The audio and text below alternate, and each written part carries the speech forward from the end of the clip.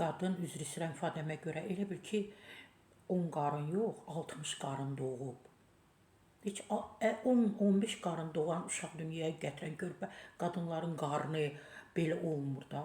Deyirəm bu qadın evdən çıxanda bir güzgidə özünə baxmırmı? Bir azından hamı ailəsini qoyduq kənara. Bu qonşu bu görmürmü? Belə 2 dənə yarğı, nə bilim qarnı. Altdan ay xanım siz nə geyinmisiniz? Hə? Ay xanım nə geyinmisiniz altdan? Bizim adımızı batırmayın da. Cəhənnəm elə bir dənə tumuşla çıxın da. Vacib də onu geyinmişsiniz, karseti qarnınız bu boyda, qılçalarınız bu boyda, hamısı çöldə. Ümumiyyətlə siz nə demək istəyirsiniz?